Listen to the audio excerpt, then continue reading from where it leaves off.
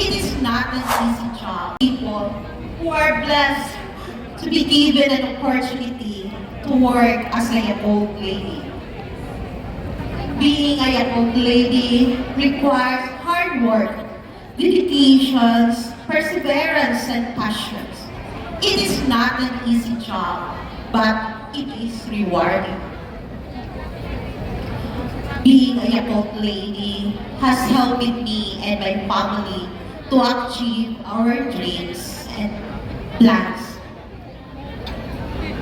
I was able to invest for my family. I was able to buy a property. And I was able to put up the property rental business. I was able to renovate our house to give my family comfort. I was able to give my family not just their needs, but also their wants. I say this with humility and to inspire others to work.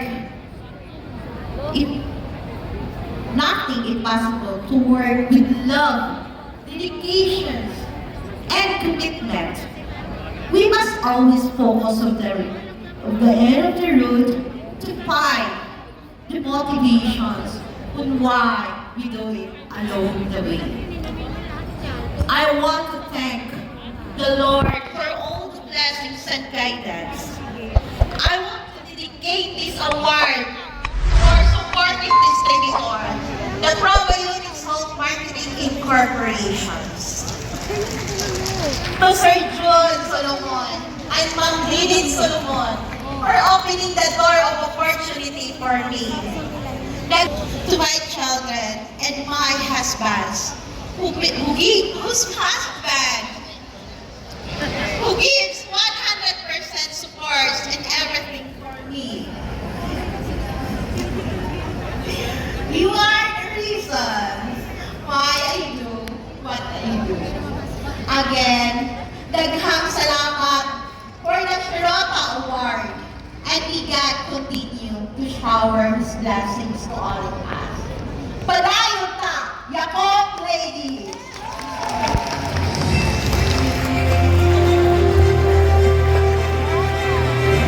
Thank you so much, Ms. Marichu. Here it is. So, drum roll, please.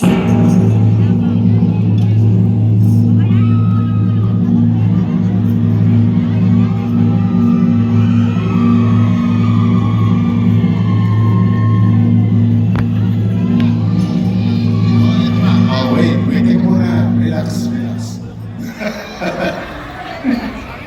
Pambitin lang. To present the cash prize, So gorgeous.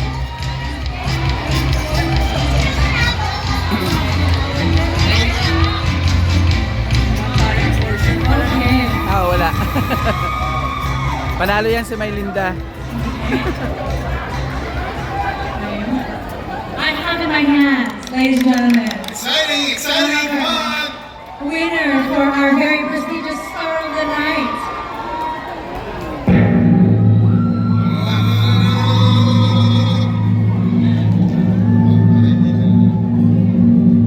Are you guys ready? Are you guys ready? And our 2025 Star of the Night is... Malate.